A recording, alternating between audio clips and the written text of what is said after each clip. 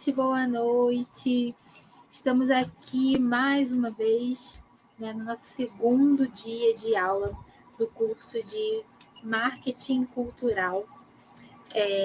Esse curso foi possível através do patrocínio da Secretaria de Estado Secretaria de Cultura e Economia Criativa do Estado do Rio de Janeiro, através do edital Cultura Presente nas Redes 2, é muito edital, gente, então fica a vida uma loucura, mas agradeço a esse edital, a ter sido contemplada mais uma vez, pela segunda vez, né? Eu fui contemplada pelo edital Cultura Presente nas Redes 2, com um programa de formação de agentes culturais, que é o PFAC. O PFAC, ele já formou mais de 1.000 alunos, e não tem somente cursos de marketing cultural, né? O PFAC, ele tem cursos também de elaboração de projetos culturais. Só um minuto, gente, deu uma interferência aqui agora. Então, nós temos aulas de elaboração de projetos culturais, roteiro para artes, assessoria de imprensa, assessoria de comunicação, e já estou programando novos cursos de gerenciamento de projetos, prestação de contas, porque isso também é muito importante. E eu vou falar por quê. Gerir bem um projeto é fundamental. Acho que assim, existe uma coisa que é muito difícil, que é você conseguir a verba para o projeto, né? E aí, a partir do momento que você consegue a verba para o seu projeto, você precisa gerir ele de maneira que as pessoas... que você consiga fazer um bom relatório, uma boa prestação de contas e que não tenha nenhum problema posteriormente, né? E que você não tenha nenhum problema com o seu financiador, seja ele público ou privado. Então, é muito importante que a gente faça uma boa gestão dos nossos projetos para que a gente não tenha problemas e fique indo, voltando e acaba virando um Frankenstein. A gente precisa que a gestão dos nossos projetos elas sejam feitas dia a dia. Se tem um modelo de relatório, você tem uma rotina, né? Preencher o seu relatório diariamente.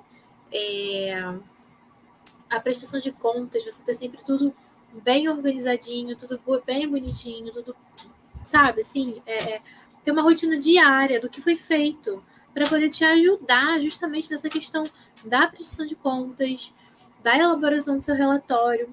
Porque se você consegue um patrocínio, seja público ou privado, e você não consegue prestar contas de uma maneira adequada, você acaba não conseguindo ou renovar o patrocínio, ou acaba não conseguindo outros, ou a sua empresa, ou o seu próprio CPF acaba ficando, enfim, presos por algum motivo. Então, é muito importante que a gente consiga gerir, né, o nosso projeto, fazer essa gestão de uma maneira ampla e com bastante organização, com uma rotina diária, com planejamento diário, avaliação diária das nossas ações. Então, mais do que após conseguir o projeto, né, ficar feliz de receber e pagar as pessoas e contratar e tudo mais, é também fazer uma boa gestão para que você consiga ter justamente essa renovação. Bom, então, mais uma vez, muito obrigada, Secretaria de Cultura e Economia Criativa do Estado do Rio de Janeiro, que contemplou mais uma vez, né, esse curso de marketing cultural, que está dentro do Programa de Formação de Agentes Culturais, que é o PFAC, através do edital Cultura Presente nas Redes 2. Nós já vencemos o Cultura Presente nas Redes uma vez, com o curso de elaboração de projetos culturais, e agora com marketing cultural, mas também já vencemos outros editais, já ministramos esses cursos de forma gratuita também. Então, é um curso realmente que faz parte do nosso portfólio e que a gente quer que as pessoas se formem nisso, né, e que saibam elaborar um projeto e que saibam construir, né, um bom projeto cultural, né? E mais que construir um bom projeto cultural é também você saber gerir bem esse projeto. Então, vamos começar aqui com a nossa apresentação de hoje, né? A nossa segunda aula, gente. Amanhã é a terceira aula, amanhã é a última aula. Então, Vamos aproveitar hoje, a gente tem 1 horinha juntos, amanhã mais 1 horinha juntos, sempre às 19 horas, tá bom? Todas as aulas ficarão gravadas, então para quem está assistindo pelo Facebook, ela tá num evento, né? Porque agora é criado um evento no Facebook. Eu vou até compartilhar aqui na minha página mesmo do Facebook, tá, gente? Para vocês poderem assistir depois também na minha própria página. Deixa eu compartilhar aqui, gente. Compartilhando. Então tá lá na minha página do Facebook também, tá no evento do Facebook. Cada aula é um evento diferente, então eu tenho compartilhado e divulgado os links diariamente. Tá transmitindo também no meu canal do YouTube, que é o Renata Cultura, transmitindo no Facebook da Dona da Casa Produções, no YouTube da Dona da Casa Produções, no canal Idaí Drummond e também no meu Twitter. Né? Então, quem está em todas essas redes, hoje especialmente, estamos transmitindo a nossa live em várias redes. Então, muito obrigada a todos os que estão acompanhando aqui o nosso curso. Quem não assistiu ontem, o que faz? Tá lá, gente. Tá lá na página Dona da Casa no Facebook, tá no meu Facebook, tá no meu YouTube também. Então, é só ir lá. Se eu não conseguiu assistir ontem, vai lá, porque vai ficar disponível, tá bom? Assim como a aula de hoje. Bom, vamos começar? Então, vamos lá. Se chegamos à nossa segunda aula do curso de Marketing Cultural. Lembrando que vocês podem me seguir nas redes sociais. Eu estou em quase todas as redes, se não estiverem todas.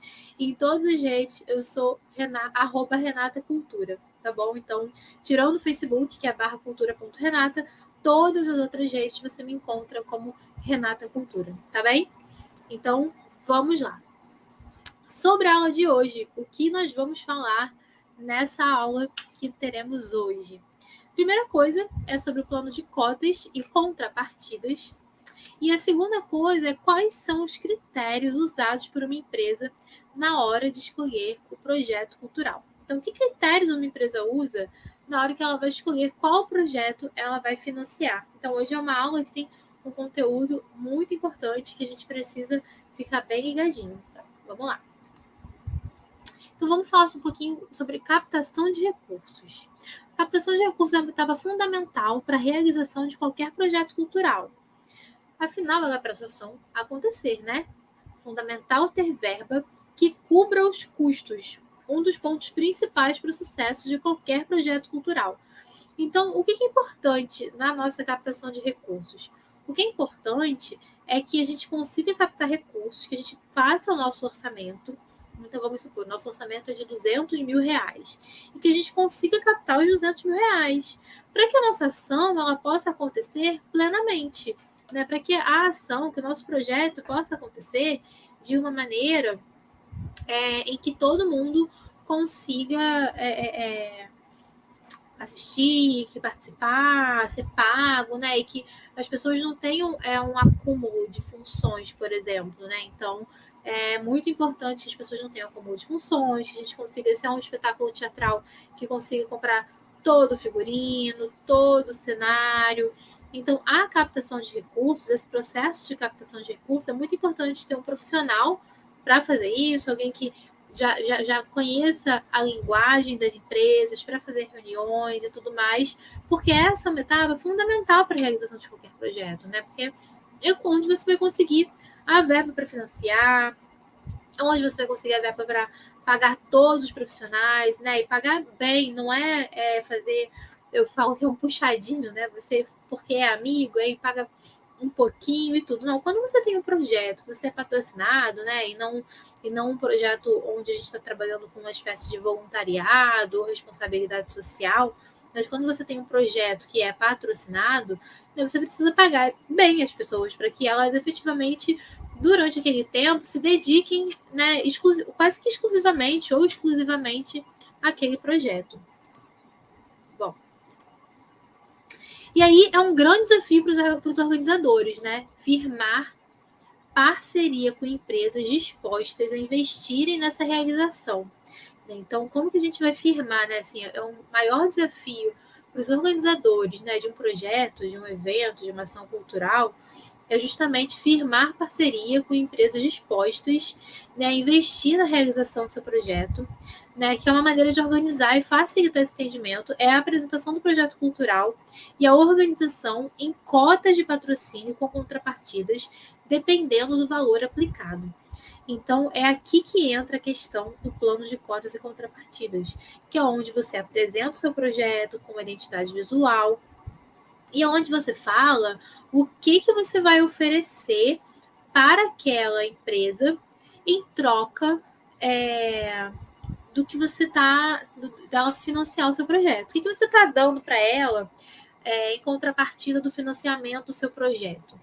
Né? Então, isso é muito importante, porque lembra que a gente falou ontem, a gente tem o patrocínio, o patrocinador ele está financiando o seu projeto em troca de alguma coisa, né? Ou seja, ele financia o seu projeto, mas em contrapartida ele quer que você em contrapartida, ele quer ter uma comunicação, ele quer que você divulgue a marca, ele quer promover ações da marca. Então, você já pode chegar com propostas, né, que é o plano de cotas e contrapartidas, mas sempre deixando em aberto a possibilidade de ampliar, né, essa questão, né? Sempre deixando em aberto a possibilidade de que eles também, que o possível patrocinador também dê ideias e fale, não, eu vou ser o seu patrocinador master, então eu vou te dar 90% do valor do seu projeto, mas em contrapartida, além do que você está me oferecendo, eu quero isso aqui. E aí você analisa se é viável ou não, dentro daquilo que você está propondo. Então, como montar um plano de captação, né? Então, existe um passo a passo importante para a criação de um plano de captação. Se trata de uma apresentação completa do seu projeto, respondendo algumas perguntas que são fundamentais, né? O quê? O que é o seu projeto? Então, você precisa começar falando o que é, né? Do que se trata o seu projeto. Por que você está fazendo esse projeto? Ou por que esse projeto é importante? Por que essa determinada empresa tem que patrocinar o seu projeto?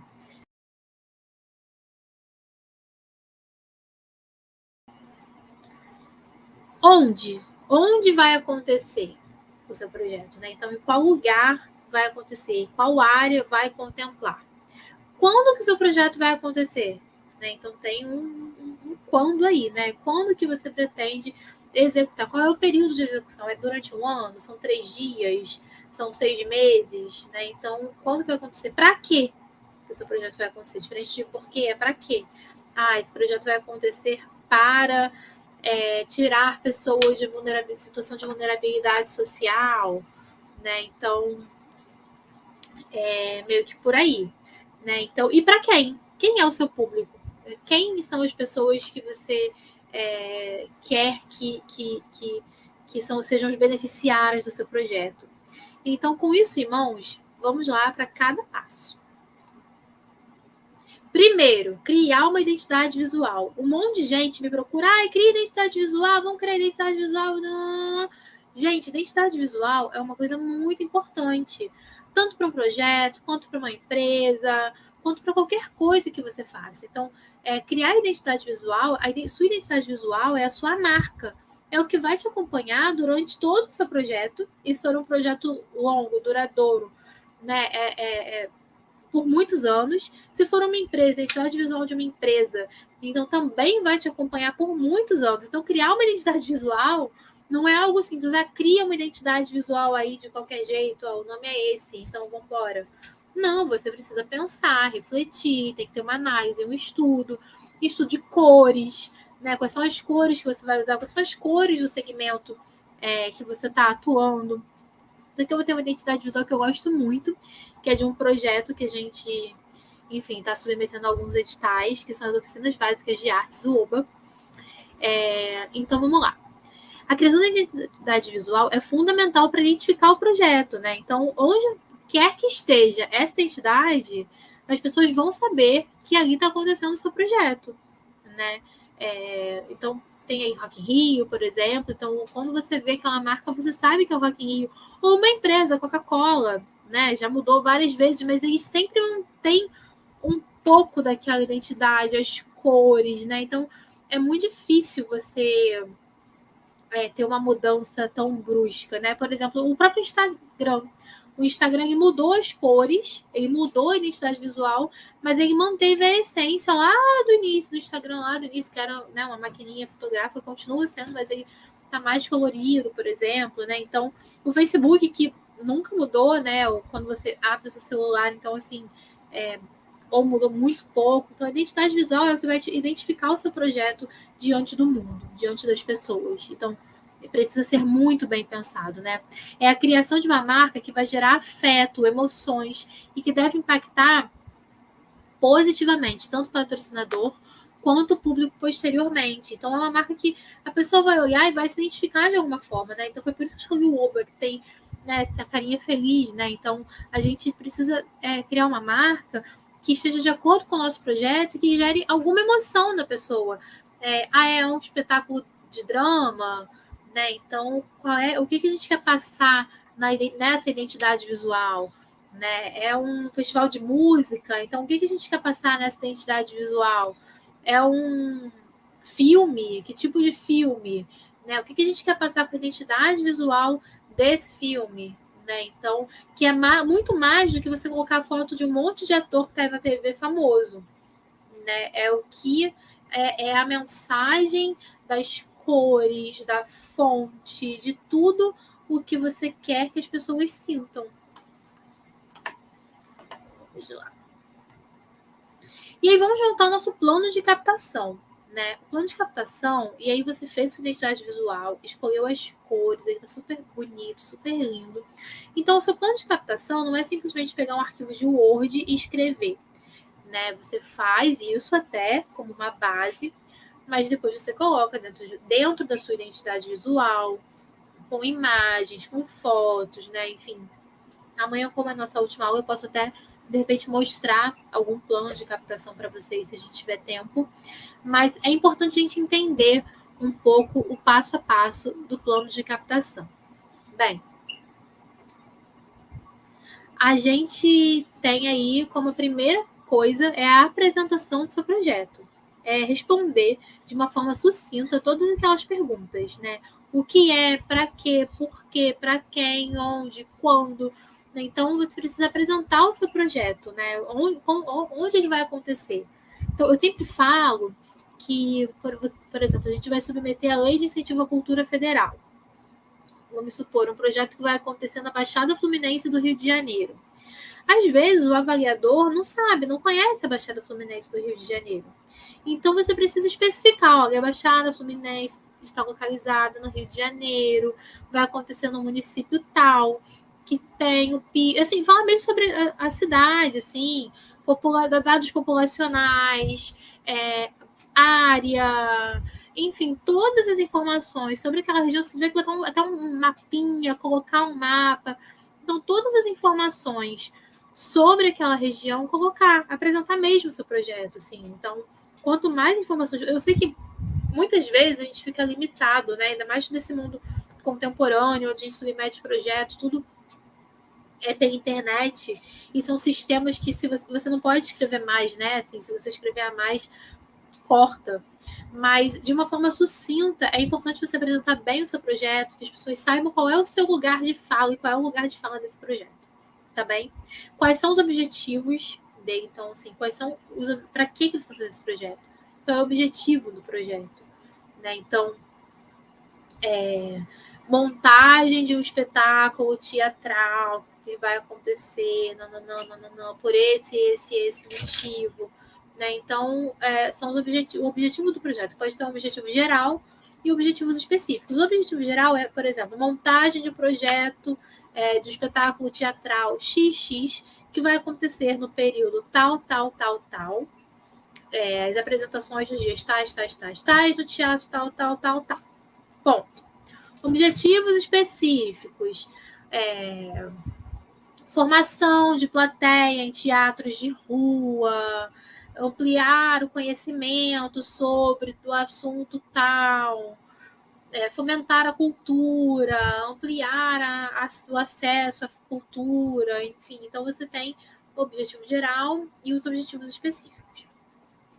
Especificações do projeto é tudo aquilo que você precisa para que ele aconteça. Né? Então, se é uma montagem, você vai precisar de cenografia, você vai precisar de figurino, você vai precisar de fotografia, você vai precisar de roteirista, de roteiro, enfim, de uma série de questões, né? Filmagem, de repente, de um ensaio para você ter um material de divulgação. Então, especificações é tudo que você vai precisar, tudo bem específico para que esse projeto aconteça. A apresentação da empresa é a empresa que está propondo, é o proponente, assim, para a minha empresa está propondo um projeto. Então, a apresentação da empresa é muito importante, mostrar o portfólio, tudo que ela já fez na área cultural, principalmente na área do projeto que ela está solicitando, né? Então, se é audiovisual, o que ela já fez na área audiovisual? Mas também colocar tudo que fez sem ser, mas dar um destaque se já tiver outros projetos da área, se já for uma outra edição do mesmo projeto, como, por exemplo, aqui o PIFAC, que a gente já deve estar, não sei, na 5ª ou na 6ª edição, não me lembro. Mas pensar sobre isso, assim, né? Apresentar a empresa, por que essa empresa existe, qual é a missão, a visão, os valores da sua empresa, né? Então, que tipos de profissionais estão envolvidos, e aí entra a ficha técnica do seu projeto com o currículo dos profissionais. Então, tá lá, diretor, coordenador, roteirista, ator, então o nome dos atores, das atrizes, com currículo, né? Então, se ganham algum tipo de premiação e tudo mais, fotografia, iluminação, sonorização, né? Então, cenografia, então todos os profissionais que estiverem envolvidos. Então, é muito importante, quando você for elaborar o seu projeto, você ter a sua ficha técnica e você já solicitar foto e o currículo das pessoas, tá? Muitas vezes as pessoas mandam um currículo enorme e você não consegue submeter, né, o projeto nesses sistemas que, né, reduzem o número de caracteres. Então, você vai lá, vê, a pessoa ganhou um prêmio Shell, ganhou um Kikito, ganhou um Oscar. Enfim, você vai selecionar o que é mais importante ali dentro do seu projeto cultural, tá bem? Para o seu projeto cultural e dentro do currículo da pessoa. Depois tem o plano de comunicação, que é como você vai comunicar o projeto. Eu vou fazer um folder, eu tenho verba para colocar tantas X horas na TV, na rádio, BuzzDoor, Outdoor. Então, como que vai ser o seu plano de comunicação? Como que você vai comunicar? Não, a divulgação vai ser totalmente pela internet, então eu vou estar lá na internet fazendo toda a divulgação, vou estar na internet fazendo com impulsionamento, vou botar X de impulsionamento na internet. E no plano de comunicação também é importante colocar como que a marca vai ser aplicada, né? Os tamanhos, dependendo de cada cota. Então, isso é muito importante. Então, assim, eu vou usar mídia televisiva, então nos canais tais, vai passar no horário tal, eu já sei, o valor é esse. Mídia radiofônica, na rádio X, Y e Z, vão ser 12 inserções diárias durante um mês. Eu vou impulsionar R$1.000 no Instagram, R$1.500 no Facebook. Eu vou colocar 30 outdoors na região do entorno, 100 taxi-door, 100 bus-door, enfim.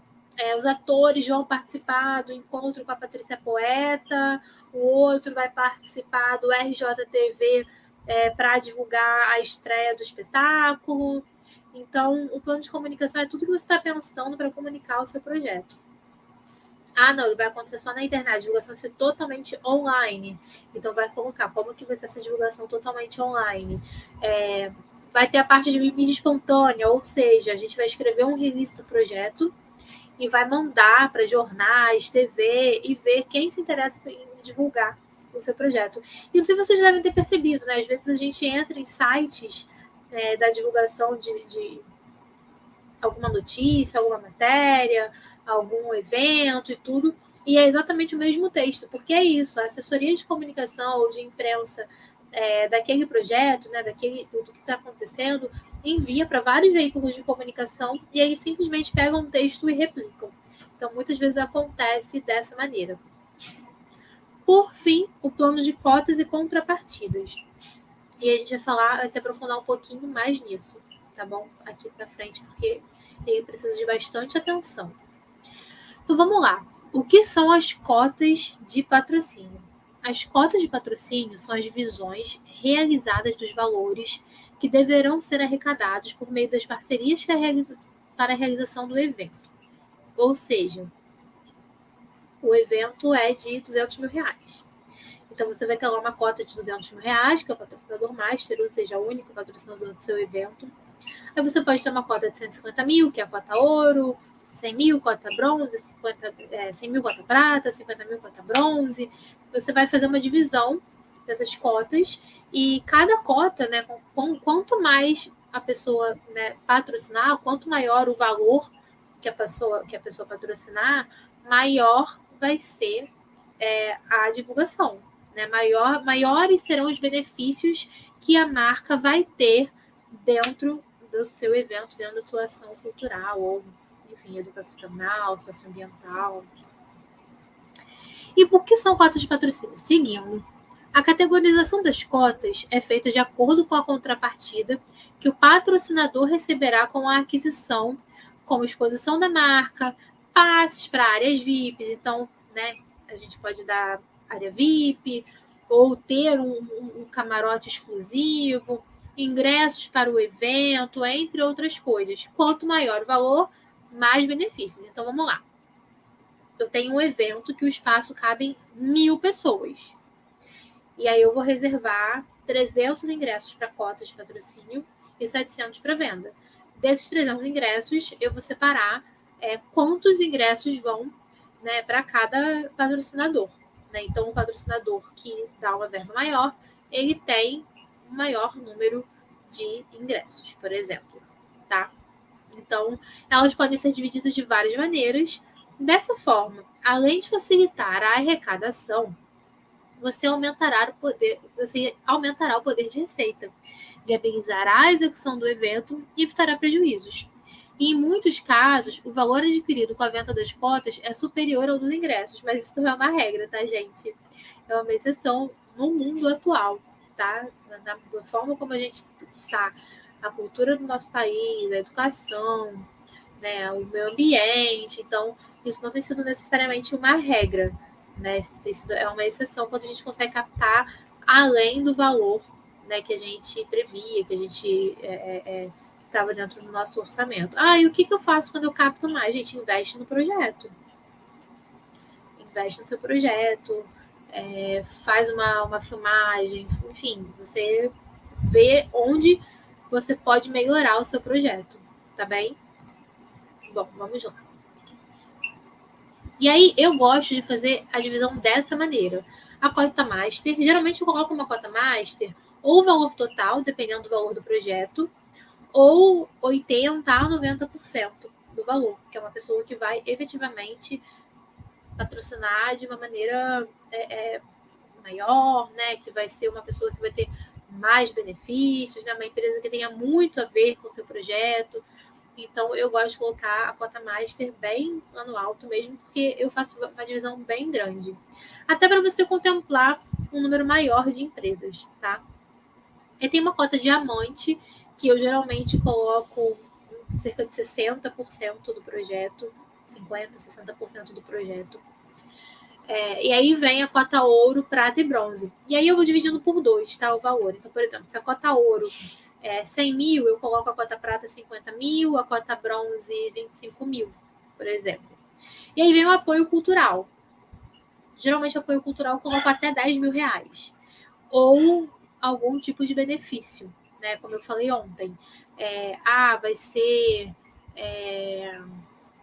eu não vou dar dinheiro, mas eu vou dar todo o material gráfico, BuzzDoor, Outdoor, filipeta, banner de palco, ou eu não vou dar dinheiro, mas eu vou dar telões de LED, o telão de LED para o palco, né? Vai ser um telão de LED que vai ocupar o palco inteiro, mais 2 telões de LED, um do lado do outro, mais 2 telões de LED mais para o final do local do evento.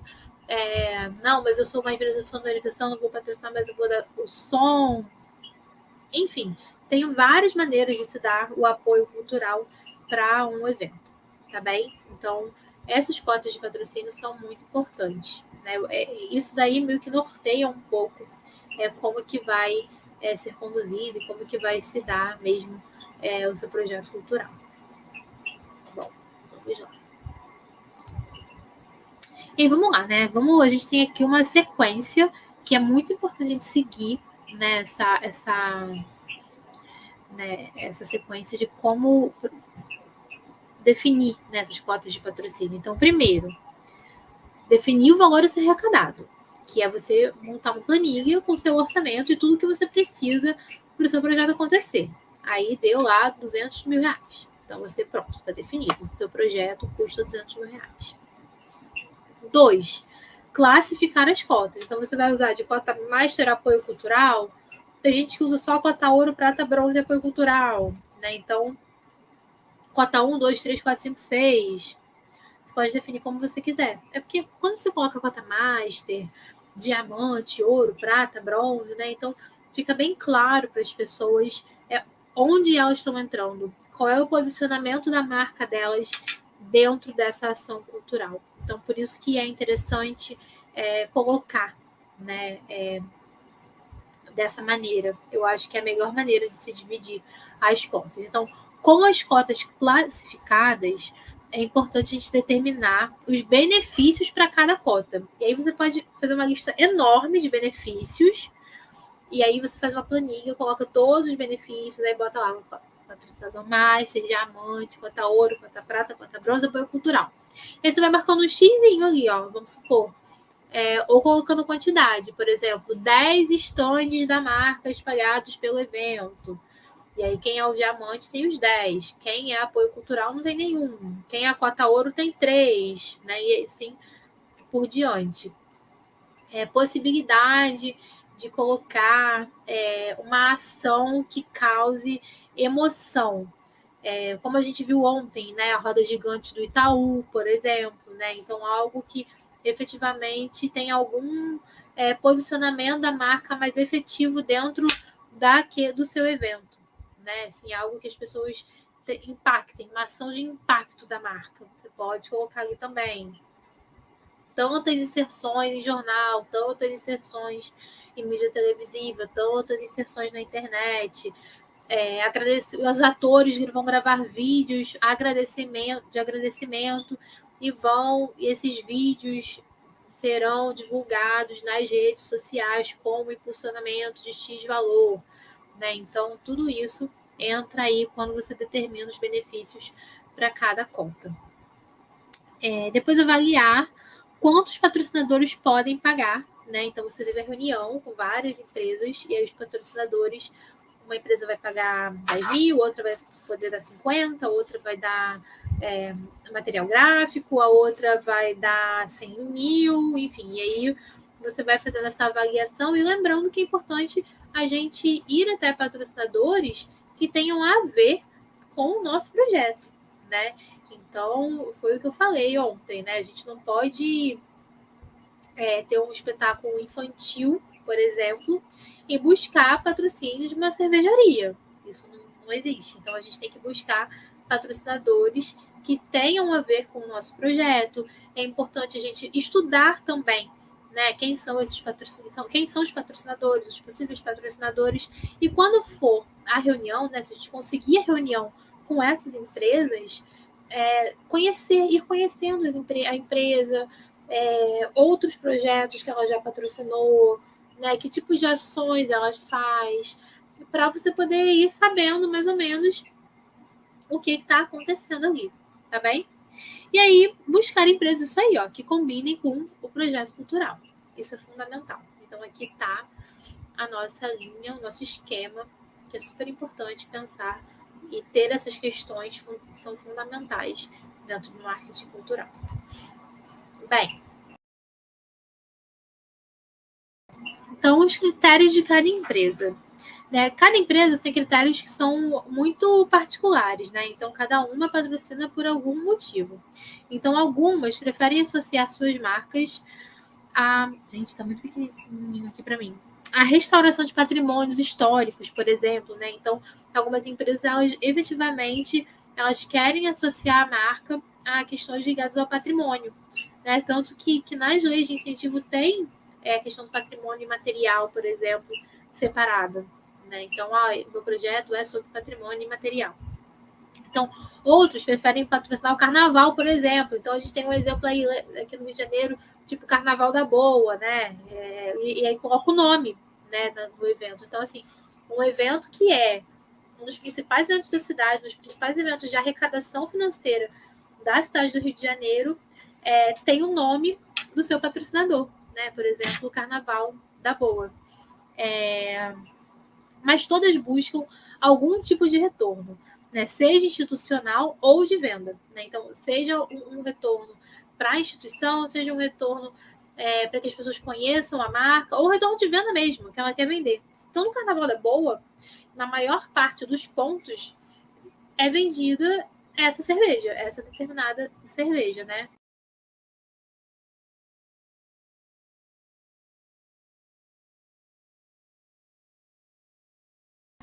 Então, na hora de escolher um possível patrocinador, o produtor cultural deve estar atento ao perfil da empresa para o qual ele está apresentando seu projeto, assim como para todos os tipos de retorno que o projeto pode proporcionar.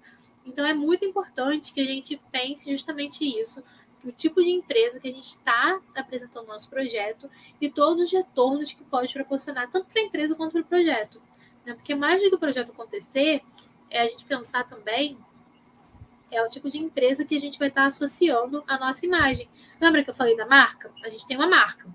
Então, que tipo de empresa eu vou associar a minha marca, né, a ela também? Né? Então, se eu associo a minha marca a uma determinada empresa, como que isso fica também dentro de todo né, de todo um contexto social, né, de responsabilidade social? Essa empresa, ela tem efetivamente essa preocupação com a responsabilidade social? Então, é uma questão que a gente precisa pensar, beleza?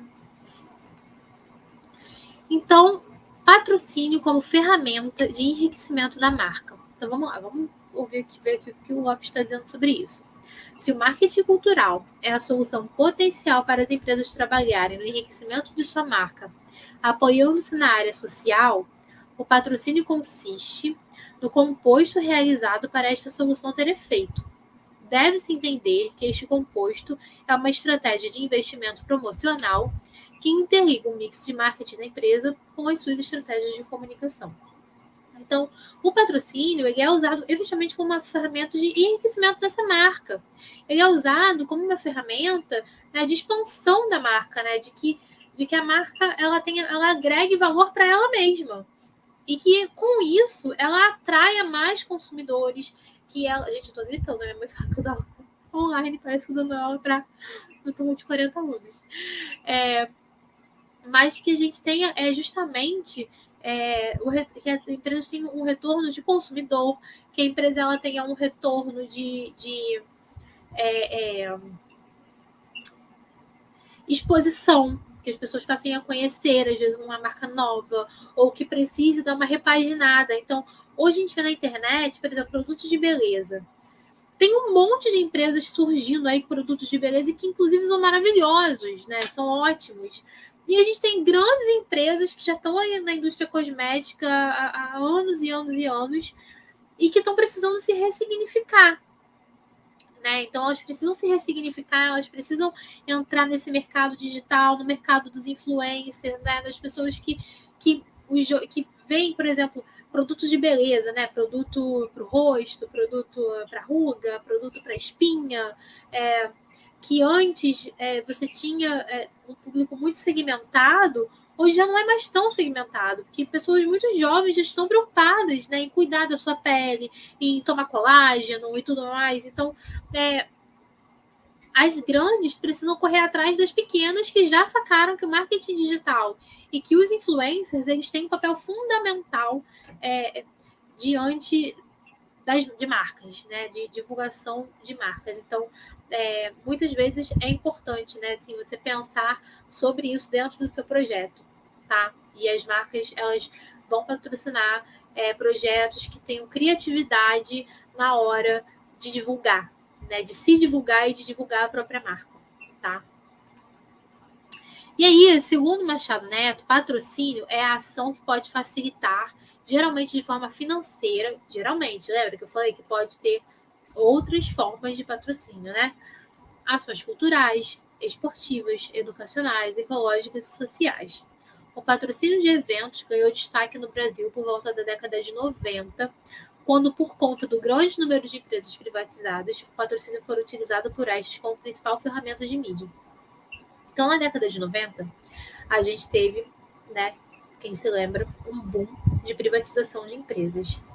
E aí, essas empresas começaram a buscar projetos culturais para falarem: olha, não sejam contra as privatizações, nós somos legais, a gente está aqui patrocinando um projeto cultural, um projeto social, um projeto socioambiental.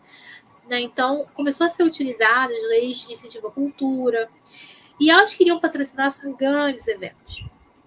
E daí vem vem efetivamente a discussão sobre as leis de incentivo essa, né? É que não existe uma divisão igualitária ou que tem uma equidade de projetos grandes, né? De grandes artistas, de grandes nomes com projetos de produtores e produtoras menores. Então, a década de 90 ela teve esse boom, né? Do merchandising, do patrocínio, dos grandes eventos, das grandes ações, de tudo muito, né? Tudo muita coisa.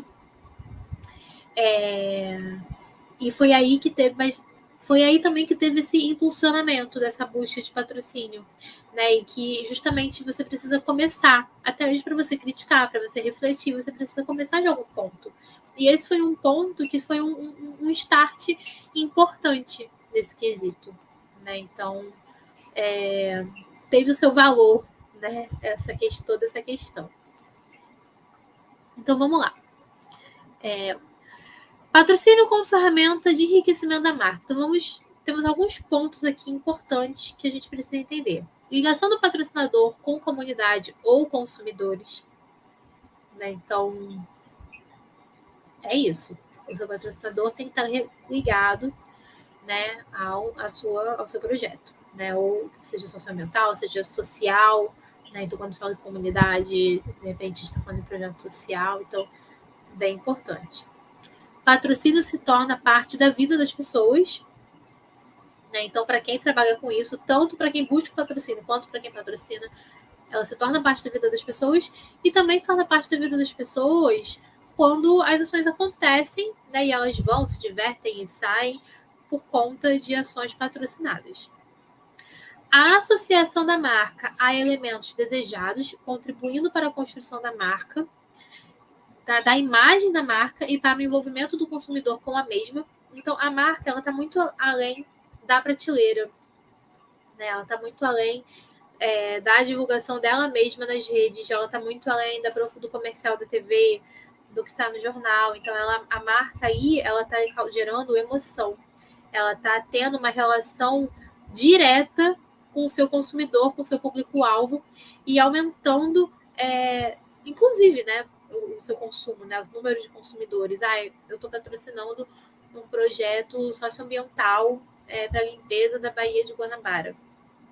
E aí tá lá uma placa enorme da empresa, tem uma ação social acontecendo com sei lá, uma roda gigante, tá ali e pessoas conversando e tudo e tal, e falando, olha, nós recolhemos tantas toneladas de lixo, enfim, e tem palestras em escolas, e tem uma ação educativa também, então mostra uma preocupação, lembra que eu falei, responsabilidade social, isso é importante, tá? Tanto nos projetos quanto no pensamento das empresas. Aumentar a consciência da marca de suas empresas, melhorando assim sua percepção pelo público que eu estou falando, ó, e contribuindo para o desenvolvimento econômico da comunidade, alcançar o público-alvo e buscar a diferenciação de seus concorrentes. Então, a gente tem hoje uma infinidade de produtos, de coisas acontecendo, de ações, né, e tal. Então, a concorrência é muito grande. Então, as empresas, elas buscam um diferencial. Então, o seu projeto também tem que ser diferente, porque assim como as empresas tentam entrar na cabeça das pessoas para fazer elas consumirem, nós, produtores, precisamos entrar na cabeça de quem libera o patrocínio da empresa para fazer com que eles patrocinem os nossos projetos.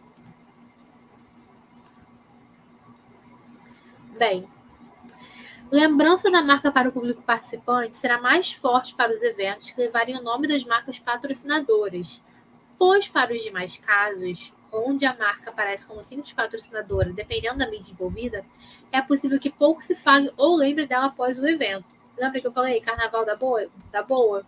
Então aí a gente está falando dos naming rights, que é dar o nome de uma determinada marca para estádios e locais públicos, por exemplo. Né? Então a gente tem vários exemplos.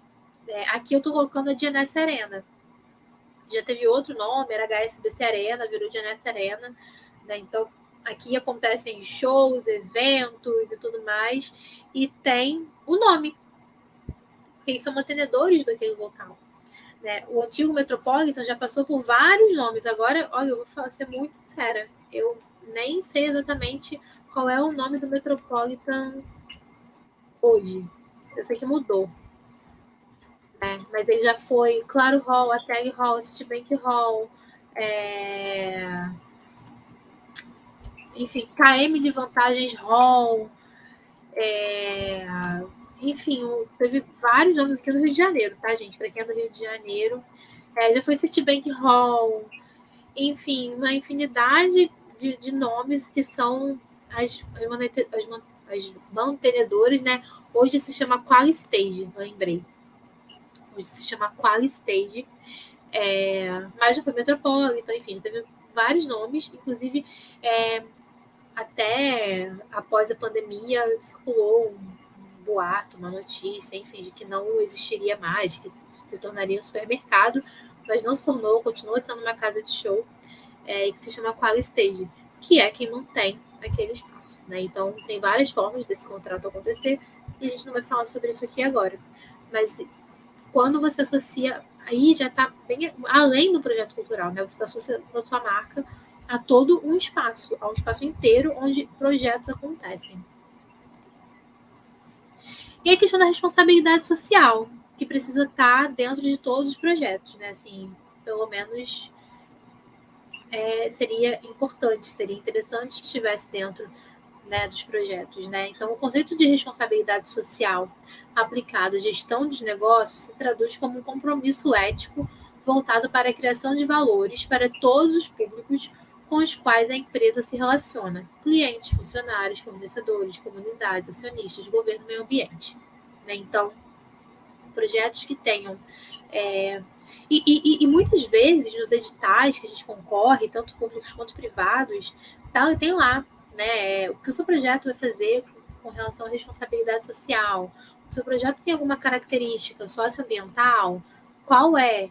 Então, acontece muito, tá, gente? Assim, bem mais do que a gente atualmente, principalmente depois das ODS, e a gente vai falar sobre isso hoje ainda, acontece muito de ter isso diretamente nos editais, tá? E aí, pois bem, acabei de falar dos ODS, né? E elas apareceram. Os Objetivos para o Desenvolvimento Sustentável são uma agenda mundial adotada durante a Cúpula das Nações Unidas sobre o Desenvolvimento Sustentável em setembro de 2015. E ela é composta por 17 objetivos e 169 metas que devem ser atingidas até 2030. Então, dentro da justificativa do nosso projeto, é importante que a gente cite os Objetivos para o Desenvolvimento Sustentável e qual objetivo o nosso projeto está atrelado. Então, peraí, gente.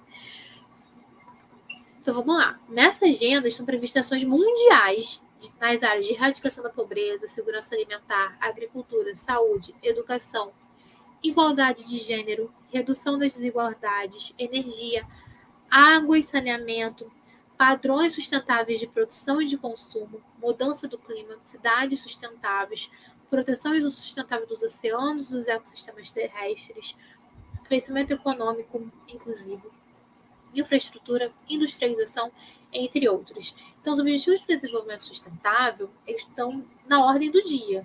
Então, todo projeto ele precisa citar em qual objetivo, né, ou é interessante citar em qual ODS ele está inserido, né, onde que ele está impactando socialmente, né, determinada comunidade, onde ele está impactando socialmente, onde que o seu projeto está, né, qual é o lugar dele, né. Então, é muito importante que a gente tenha, dentro dos Objetivos para o Desenvolvimento Sustentável, que os nossos projetos estejam atrelados a isso, né? Está na ordem do dia e até 2030 a gente precisa atingir esses objetivos. E aí que estão eles, né? São 17 objetivos, né? Então tem a questão da fome, as cidades sustentáveis, né? A questão dos oceanos. Então, onde que o nosso projeto está dentro aí desses 17 objetivos? Então, pesquisem sobre eles, vai no site da Unesco, né, para escrever o seu projeto e ver, né, onde que ele está, onde que ele se enquadra. Né? Então, é importante. Inclusive, alguns editais colocam em qual ODS o seu projeto se enquadra. Renata, mas o projeto cultural se enquadra? Claro! Cidade sustentável, por exemplo, questões ligadas à educação, ao meio ambiente. Às vezes é um espetáculo teatral que fale sobre o meio ambiente. Então, o nosso projeto sempre vai estar atrelado a alguma coisa, assim, a gente... porque ele está inserido no contexto social, ele está inserido no mundo. Né? Então, nenhum projeto ele passa ileso à sociedade, ele passa, sabe, batido de questões relacionadas à educação. Nenhum projeto ele passa batido diante de questões ligadas ao meio ambiente. Então, todo projeto está conectado com alguma dessas questões.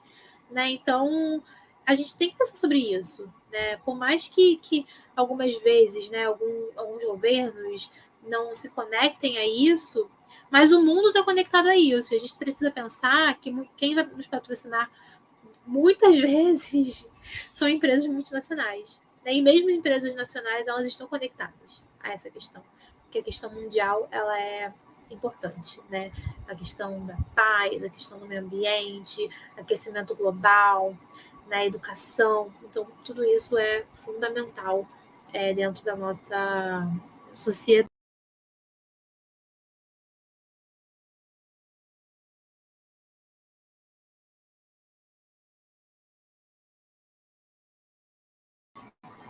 Bem, e aí, um lugar que é muito interessante para quem está buscando patrocínio é o site Prozas. O Prozas é uma plataforma de seleção e monitoramento de projetos sociais que conecta patrocinadores, empreendedores sociais e cidadãos. Diversas empresas, órgãos governamentais e mesmo políticos têm utilizado essa plataforma para propor os seus editais e licitações, bem como receber as propostas de projetos fazendo a seleção pelo próprio site. Esta tem sido uma ferramenta facilitadora, unindo editais do Brasil e do mundo em um único local, facilitando o acesso e a comunicação de todos os envolvidos. Então, o Site Prozas, ele tem ali vários... enfim, ele tem vários editais, assim, tem centenas de editais. Aí, às vezes, aparece assim, eu recebo, né, as notificações. Temos 245 novos editais. Aí você vai ler os editais, você vai ver quais que são voltados para a sua região, né, ou quais que são abertos com fluxo contínuo, quais que... qual é o prazo de cada um, qual é cultural, qual que é socioambiental, qual que é... Enfim, você vai lá no site ver. E aí, muitas vezes, você submete o seu projeto pelo próprio site e todo o acompanhamento é pelo próprio site. Então, assim, o Site Prozas, ele tem ferramentas tanto para o empreendedor, para o produtor cultural, quanto para o patrocinador. Então, tem ferramentas de monitoramento, de acompanhamento do projeto, né, ali mesmo. Então, você, desde a submissão do projeto, a aprovação, ao acompanhamento, os relatórios, todos acontecem ali dentro da plataforma. Então, é bem interessante. E, às vezes, você também pode deixar o seu projeto ali à disposição. O interessante é que você tem uma ferramenta ali onde você coloca o seu projeto à disposição dos patrocinadores. Né? Então, você coloca lá o seu projeto para acontecer qual é o seu projeto, os objetivos e tudo, e ele fica lá para os patrocinadores poderem, enfim, buscar e tudo, projetos que tenham relação.